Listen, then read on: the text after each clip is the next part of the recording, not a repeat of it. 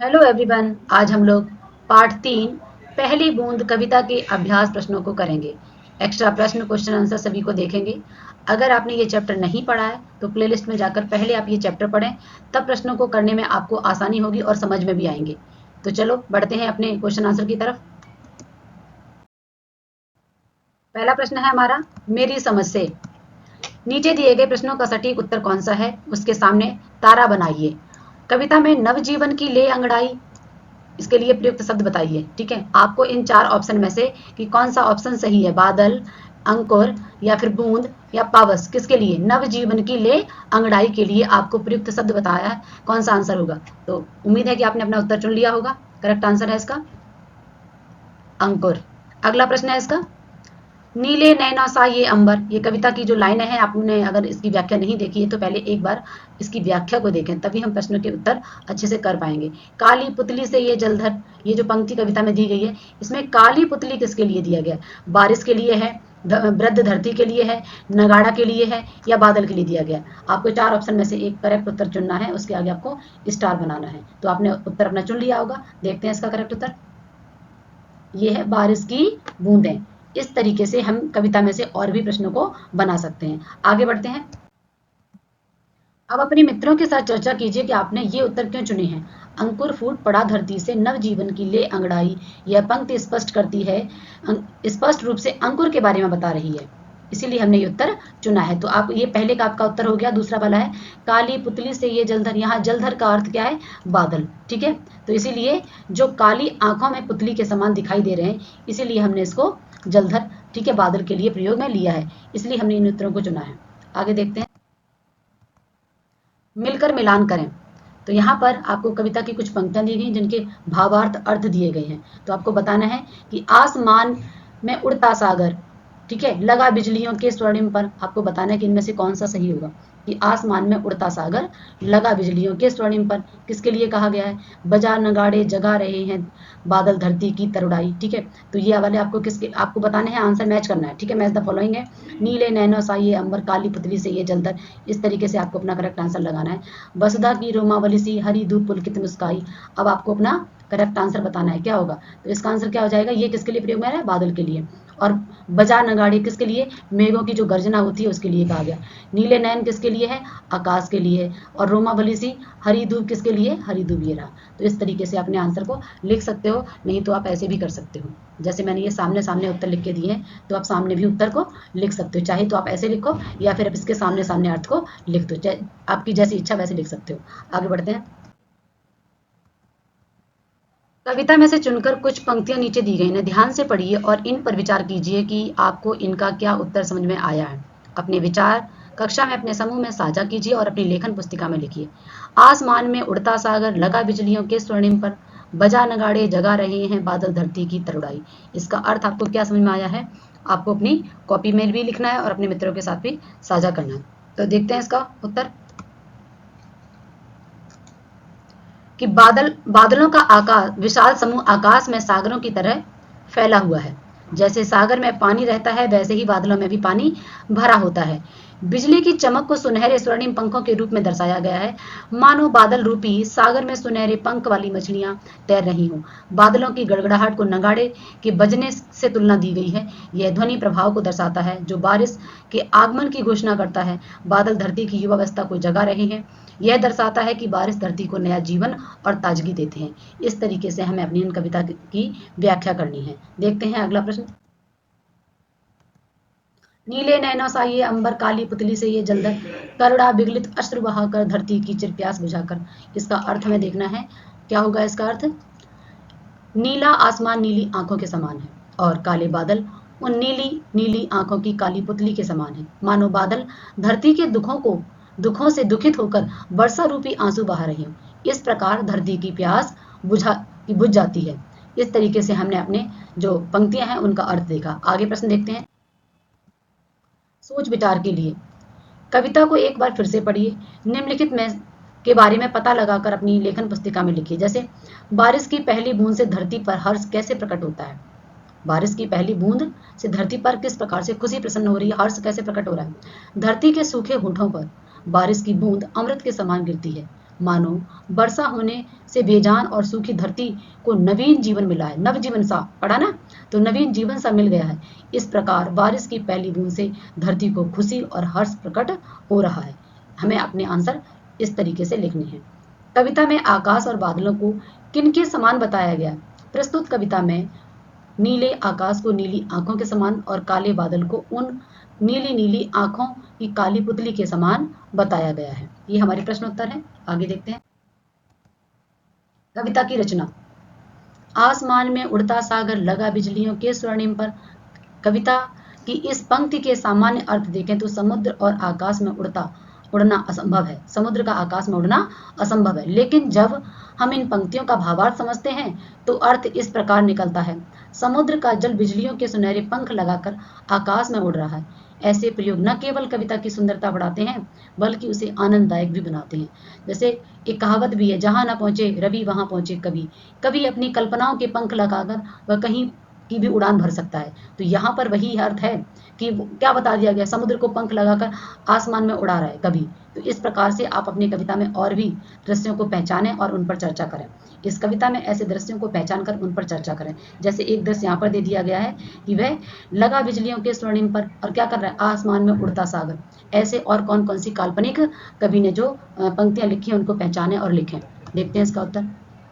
अंकुर फूट पड़ा धरती से नव जीवन की ले अंगड़ाई। एक पहला तो ये हो गया है ना कि अंगड़ाई लेना तो ये मनुष्य का काम होता है। धरती से अंकुर का निकलना उसे नव जीवन की अंगड़ाई लेते हुए दिखाया गया है। यह दृश्य प्रकृति में नए जीवन के जन्म और विकास को मानवीय क्रियाओं के माध्यम से दर्शाया गया है। इसका क्या कर दिया गया है, मानवीय कण कर दिया गया है। मानवीय कण अलंकार कविता में प्रयोग की, अलंकारों का प्रयोग जो है कविता में किया था। पिछली कविता में और इसी कविता मैंने आपको जब व्याख्या समझाई थी वहां पर अलंकारों का प्रयोग बताया था, उपमा अलंकार का प्रयोग। इसी तरीके से यहाँ पर देखेंगे नवजीवन, ठीक है, से ले अंगड़ाई। अंगड़ाई लेने का काम मनुष्य की क्रिया है, उसको प्रकृति से जोड़ दिया गया है। तो इस तरीके से यहाँ पर कौन सा अलंकार हो जाएगा, मानवीय कण अलंकार। अगला देखेंगे, हरी दूब पुलकी मुस्काई। हरी घास को मुस्कुराते हुए दिखाया गया। यह दृश्य प्रकृति को जीवंत होने और खुशी व्यक्त करने का भाव प्रस्तुत करता है। तो अब आप इसमें बताओ, इसमें कौन सा अलंकार है? ऊपर पंक्ति में मैंने बता दिया, इसमें जल्दी से आप बताएंगे कि कौन सा अलंकार होगा। कि हरी धूप पुलकी मुस्काई, हरी धूप जो है मुस्करा रही है। तो ऊपर वाली पंक्ति के आधार पर अब आपने समझ लिया ऊपर में मैंने क्या बताया था, उसी के आधार पर अब आप इसका अलंकार लिखकर बताएंगे जल्दी से। अगला प्रश्न देखेंगे, नीले नैना सा ये अंबर काली पुतली से ये जलधर। अब यहाँ पर क्या बताया गया, आकाश को नीली आंखों के रूप में और बादलों को काली पुतली के रूप में चित्रित किया गया। यह दृश्य प्राकृतिक तत्वों को मानवीय अंगों से जोड़कर एक अनूठा और काल्पनिक चित्र प्रस्तुत करता है। तो यहाँ पर देखो दे भी दिया गया मानवीय अंग, ठीक है, यानी कि मानव के जिस प्रकार अंग होते हैं उसी प्रकार से यहाँ प्रकृति के अंग बता दिए गए। तो ये भी मानवीय गण अलंकार हो गया। करुणा विगलित अश्रु बहाकर, बारिश की बूंदों को करुणा से भरे हुए आंसुओं के रूप में दर्शाया गया है। यह दृश्य बारिश को एक भावनात्मक रूप देता है जो धरती के प्रति सहानुभूति दर्शाता है। बूढ़ी धरती शस्य श्यामला बनने को फिर से ललचाई। धरती को एक बूढ़ी महिला के रूप में दर्शाया गया जो फिर से युवा और हरी भरी होने के लिए लालायित है। यह दृश्य प्रकृति के पुनर्जन्म और नवीनीकरण की प्रक्रिया को मानवीय इच्छाओं के रूप में प्रस्तुत करता है। इस तरीके से कविता में जो पंक्तियां थी जो मानवीय कण के रूप में या कवि ने जिनका काल्पनिक रूप इस तरीके से बना दिया जैसे मानव क्रियाएं करता है। तो हमने अपनी इन पंक्तियों का अर्थ भी समझ लिया है और उन पंक्तियों को भी छांट लिया है। अगला प्रश्न देखते हैं, शब्द एक अर्थ अनेक। अब यहाँ पर क्या बताया गया कि शब्द तो एक ही है, ठीक है, अनेकार्थी शब्द जैसे हम बोलते हैं। अंकुर फूट पड़ा धरती से नव जीवन की ले अंगड़ाई। कविता में इस पंक्ति में फूटने का अर्थ पौधों का अंकुरण। फूट का प्रयोग अलग अलग अर्थों में किया जाता है, जैसे फूट डालना, घड़ा फूटना आदि। अब फूट शब्द का प्रयोग ऐसे वाक्यों में कीजिए जहां इनके अर्थ भिन्न भिन्न हो। जैसे अंग्रेजी की नीति थी फूट डालो और शासन करो। अंग्रेजों की नीति थी फूट डालो और शासन करो। हमने पढ़ा ना इतिहास में कि अंग्रेजों ने क्या किया, फूट डालो और शासन किया, मतलब आपस में ही हमें लड़ाया और उन्होंने हमारे ऊपर शासन किया। तो इस तरीके से फूट शब्द का जो है वो आपको अर्थ बताने। जैसे दोस्तों में फूट पड़ गई, मतलब क्या हो जाएगा, क्या हो जाएगा, लड़ाई झगड़ा होना। उसका सिर फूट गया अर्थात उसका सर जो है फूट गया, मतलब चोट लग गई उसको। धरती से जल की धारा फूट पड़ी अर्थात पानी का स्रोता जो है निकलना। धरती स्रोता फूट पड़ना यानी कि पानी निकलना। दीवार से टकराते ही उसकी एक आंख फूट गई यानी कि उसकी आंख में चोट लग गई। इस तरीके से यहाँ आपको अर्थ ये मैंने कुछ दिए हैं, आप भी फूट शब्द के जो है अर्थ अलग अलग निकाल कर उनके अर्थों को अपनी कॉपी में लिखेंगे। आगे बढ़ते हैं। अगला प्रश्न आ गया, अनेक शब्दों के लिए एक शब्द। अभी व्याकरण के क्वेश्चन शुरू हो गए। पहला क्वेश्चन ने पढ़ा था कि अनेकार्थी शब्द, शब्द तो एक ही है लेकिन उसके अर्थ अनेक हैं। अब यहाँ पर शब्द अनेक है लेकिन उसका एक ही अर्थ है, जैसे हम क्या कहते हैं, वन वर्ड। देखेंगे, नीले नैनो सा ये अंबर काली पुतली से ये जलधर। कविता में इस पंक्ति में जलधर शब्द आया है। जलधर दो शब्दों से मिलकर बना है, जल और धर। इस प्रकार जलधर का वास्तविक अर्थ हुआ जल को धारण करने वाला। बादल और समुद्र दोनों ही जल धारण करते हैं, इसलिए दोनों जलधर हैं। वाक्य में संदर्भ और प्रयोग से हम जान सकेंगे कि जलधर समुद्र है या बादल है। तो आपको क्या बताया गया कि यहाँ पर एक शब्द दिया जलधर, तो जलधर जो है मुरलीधर जैसे दे दिया, जलधर दे दिया। तो आपको पता लगाना है कि वाक्य में कई बार एक शब्द के दो अर्थ हो सकते हैं। यहाँ पर जैसे समुद्र भी है, बादल भी है, लेकिन कविता में जब अगर किसी पंक्ति में प्रयोग हुआ तो वहां पर एक ही अर्थ होगा। लेकिन अनेक शब्दों के लिए एक शब्द का मतलब है पूरे वाक्य को पढ़कर आप अर्थ निकालोगे तब एक ही सेंटेंस। जैसे 10 हैं आनंद जिसके, अर्थात क्या हो जाएगा, दशानन। उसी प्रकार से यहाँ पर उन्होंने आपको एक कीवर्ड दे दिया है कि धर शब्द से लगाकर क्या बताया गया है कि आपको ये धर जो है ना, इससे मिलाकर शब्द को जोड़ना है और उसका अर्थ ढूंढना है। जैसे यहाँ पर दिया है चक्रधर, चक्रधर का अर्थ क्या होता है, चक्र को धारण करने वाला, अर्थात कौन हो जाएगा, विष्णु जी। ठीक है, अगला क्या है, हलधर, जिसने हल को धारण किया हुआ, अर्थात कौन है, कृष्ण जी के बड़े भाई बलराम। गिरिधर, गिरधर किसको बोलता है, गिर मीन्स पर्वत, यानी कि पर्वत को धारण कर किसने किया है, कृष्ण जी ने। ठीक है, मुरलीधर, मुरली को धारण करने वाला अर्थात कृष्ण। ये सारे के सारे अगर हम देखें तो बहुब्रीहि समास के उदाहरण भी हैं हमारे, और साथ ही हमारे क्या है, अनेक शब्दों के लिए एक शब्द अर्थात वन वर्ड है। ठीक है, आगे बढ़ते हैं। ऐसे आप भी कोशिश करेंगे धर लगाकर। ठीक है, आप और भी नए नए शब्द बना सकते हैं कि क्या क्या अर्थ इससे निकल सकते हैं। अभी बहुत सुंदर प्रश्न आया, शब्द पहेली, यानी कि आपको एक पजल दी गई है और इस पजल को सॉल्व करना है। इसको सॉल्व करने में बहुत मजा आता है। जैसे दिया गया है न य न, ऐसे आपको छाटने हैं। ठीक है, उम्मीद है कि आपने छाट लिए होंगे। आगे बढ़ते हैं, देखते हैं। ये रही, जैसे नयन है, ठीक है, न गाढ़ा है, फिर दूब है, अश्रु है, अंबर है, ऐसे आपको भी यहाँ पर छाटने हैं। इसके प्रश्न देख लेते हैं। जैसे एक प्रकार का वाद्य यंत्र क्या है, नगाड़ा, तो यहाँ पर ये है नगाड़ा, आपको ये मिल गया, आपको नगाड़ा। आंख के लिए एक अन्य शब्द क्या है, नयन, तो नयन आपको ये मिल गया। ठीक है, जल को धारण करने वाला क्या हो जाएगा, जलधर, तो ये है आपका जलधर। ठीक है, एक प्रकार की घास कौन सी है, दूब, ये रही दूब। अगला प्रश्न है, आंसू का समानार्थी क्या होता है, अश्रु, तो ये रहा अश्रु। और आसमान का समानार्थी शब्द क्या हो गया, अंबर। इस तरीके से आप ये खेल सकते हैं। ठीक है, आगे बढ़ते हैं। पाठ से आगे आपकी बात देखेंगे। बारिश को लेकर हर व्यक्ति का अनुभव भिन्न होता है। बारिश आने पर आपको कैसा लगता है, बताइए। मुझे बारिश का मौसम बहुत पसंद है। जब पहली बूंद गिरती है तो मिट्टी की सुगंध मुझे बहुत भाती है। बारिश की रिमझिम ध्वनि मन को शांत करती है। हालांकि कभी कभी तेज बारिश से सड़क पर पानी भर जाता है जो चलने फिरने में भी परेशानी पैदा करता है। फिर भी बारिश के बाद का ताज़ा माहौल, हरी भरी प्रकृति देखकर मन प्रसन्न होता है। अब ये मेरा अनुभव है, आपका अनुभव कुछ और हो सकता है। ठीक है, हर किसी को जरूरी नहीं कि बारिश का मौसम पसंद हो। यहाँ पर पूछा गया कि बारिश के आने पर आपको कैसा लगता है। ठीक है, तो आपका जो अनुभव है आप बोलिए। अगर आपको बारिश अच्छी लगती है तो आप ऐसे भी लिख सकते हो कि बारिश के मौसम में मुझे चाय पकौड़ा बहुत ज़्यादा पसंद है ना, बारिश में नहाना मुझे बहुत अच्छा लगता है। इस तरीके से लिख सकते हो। या बारिश आपको अच्छी नहीं लगती है, या फिर भी बारिश आनी चाहिए और क्या उसके लाभ है, आप अपने अनुभव के आधार पर लिखिए। आगे बढ़ते हैं, अगले प्रश्न को देखते हैं। आपको कौन सी ऋतु सबसे अधिक प्रिय है और क्यों, बताइए।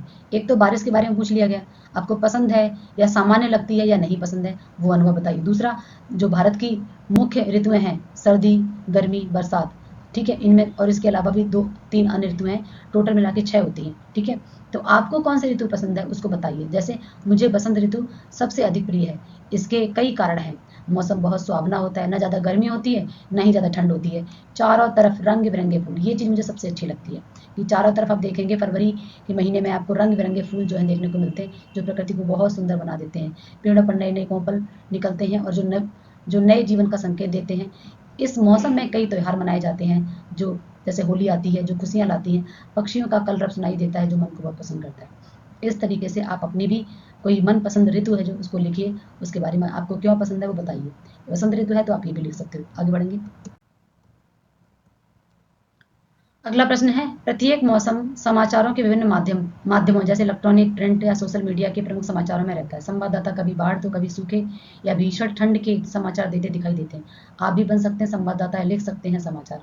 अत्यधिक गर्मी, सर्दी या बारिश में आपने जो स्थिति देखी है, का आंखों देखा हाल अपनी कक्षा में प्रस्तुत कीजिए। मतलब ये आपको कॉपी में लिखने के लिए नहीं है, ये आपको कक्षा में प्रस्तुत करना है। अपने मित्रों के साथ आप टीम बना सकते हो, जैसे एक टीम आज तक बन जाए, है ना, एक न्यूज़ चैनल दूसरा न्यूज़, एक कौन सा चैनल आते हैं जो आपको अलग अलग टाइप के जो चैनल हैं वो बनकर आपको खुद से बताना है। मान लीजिए कोई गर्मी के बारे में बता रहा है, कोई सर्दी के बारे में बता रहा है, एक तरीके से क्लास में हम ये प्ले कर सकते हैं और बहुत अच्छे ढंग से। और कई विद्यालय में आपने देखा कि सुबह मॉर्निंग में समाचार बताते भी हैं, तो यहाँ पर वही बताना है जैसे कि न्यूज़ रिपोर्टर बताते हैं, उसी तरीके से आपको बताना है। जैसे पिछले गर्मियों में जब तापमान 45 डिग्री सेल्सियस तक पहुंच गया था, मैंने देखा सड़कें सूनी थी, लोग घरों में ही रहना रहना पसंद कर रहे थे। कुछ लोग जो बाहर थे वे छाते और टोपी का उपयोग कर रहे थे। पशु पक्षी छाया में आराम कर रहे थे। कुत्ते जीव बाहर निकालकर हाँफ रहे थे।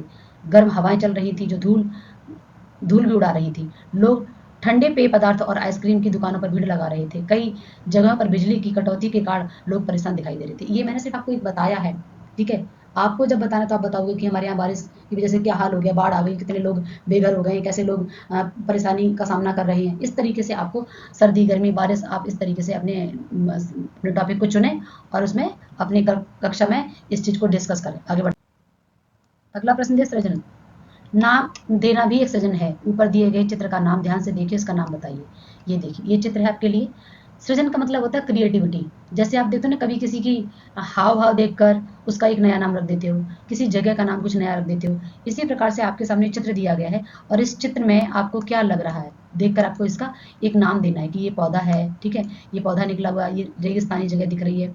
तो आप ऐसे इसका जैसे हम गद्यांश को पढ़कर उसका शीर्षक देते हैं, उसी प्रकार से आपको इसका भी नाम देना है, ठीक है। उस पर कम पंक्तियां बना सकते हो, कविता लिख सकते हो। देखते हैं इसका शीर्षक, रेगिस्तानी लिली, ठीक है, या मरुस्थल का जीवन। ये आप इस पर बना सकते हो, इसके बारे में लिख सकते हो, ठीक है। आगे देखें,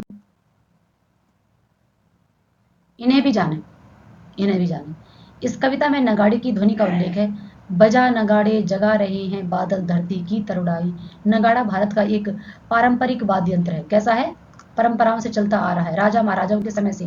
जब इसको बोलते थे मुनादी, जब वो राजा महाराजा अपने राज्य में कुछ भी उन्हें अनाउंसमेंट करनी होती थी तो उसे बोलते थे मुनादी पिटवाना, अर्थात वो नगाड़े बजा बजा के भाइयों भाइयों भाइयों बहनों, इस तरीके से, ठीक है, राजा के द्वारा आज की सूचना या संदेश है। इस प्रकार से इस वाद्य यंत्र का प्रयोग बहुत सालों से किया जा रहा है। कुछ वाद्य यंत्रों को उन पर चोट करके बजाया जाता है, जैसे ढोलक। तो ढोलक में हम सब ने देखा कि हाथ हाथ से बजाता, हाथ से उसमें क्या किया जाता है, उसमें चोट की जाती है। नगाड़े में इस तरीके से आप देख रहे हो कि ये आपकी जो डंडी जैसी बनी रहती है। डमरू में ही हम लकड़ी डोरी का ही वो जो है उसी से चोट बनाते हैं, ढकली। इस तरीके से ये पिछली क्लास में हमने पढ़ा था बांसुरी, यानी कि फूंक मारकर बजाए जाने वाले वाद्य यंत्र, और आज हम पढ़ रहे हैं चोट मारकर बजाए जाने वाले वाद्य यंत्र। नगाड़ा प्रायः लोक उत्सवों के अवसर पर बजाया जाता है। होली जैसे लोक पर्व के अवसर पर भी अवसर पर गाए जाने वाले गीतों में इसका प्रयोग होता है।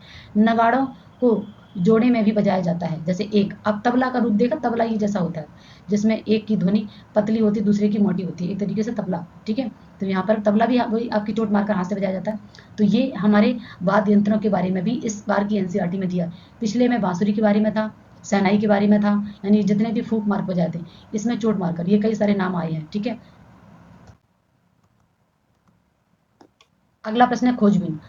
आपके यहाँ उत्सव में कौन कौन से वाद्य यंत्र बजाए जाते हैं उनके बारे में जानकारी एकत्र करें, अपने समूह में चर्चा करें। जैसे पिछली क्लास में हमने अभी पिछले स्लाइड में देखा था कि नगाड़ा जो है किस प्रकार से बजाए जाने वाला एक वाद्य यंत्र है जो पारंपरिक है। इसी प्रकार से और कौन कौन से आपके यहाँ वाद्य यंत्रों का प्रयोग किया जाता है। ढोलक है, नगाड़ा है, डमरू है, ढपली है, तबला है, हारमोनियम है, गिटार है, ऐसे और भी जो आपके यहाँ बजाए जाते हैं उनके बारे में आप बता सकते हो। अगला प्रश्न है, आइए इंद्रधनुष बनाएं। बारिश की बूंदें न केवल जीव जंतुओं को राहत पहुंचाती हैं बल्कि धरती को हरा भरा भी बनाती हैं। कभी कभी ये बूंदें आकाश में बहुरंगी छटा बिखेरती हैं, जिसे इंद्रधनुष कहा जाता है। आप भी एक सुंदर इंद्रधनुष बनाएं और उस पर एक छोटी सी कविता लिखें, इस प्यारी, और उसका कोई प्यारा सा नाम भी दें। चलिए बनाते हैं इंद्रधनुष। ये देखिए, ठीक है, इस तरीके से आप अपना भी अपने कलर पेन से एक इंद्रधनुष बनाएं और उस पर एक छोटी सी कविता बनाएं। जैसे रंगों की मुस्कान, मैंने इसका क्या नाम दिया है, रंगों की मुस्कान। बरसात के बाद जब धूप आई, नीले गगन में किरणें मुस्काई, बूंदों से मिलकर एक कमाल हुआ। इंद्रधनुष का सुंदर जाल हुआ, लाल पीला नीला और हरा रंगों ने पहना सपनों का घेरा। हर हर रंग बोला चलो मुस्काएं, साथ मिलकर दुनिया सजाएं। बच्चे निहारें मन पुलकाएं, प्रकृति को यह उपहार भाई इंद्रधनुष जब नभ में आता, रंगों की मुस्कान दिल तक जाता। ठीक है, इस तरीके से आप कविता बना सकते हो और एक इंद्रधनुष बनाएंगे। धन्यवाद।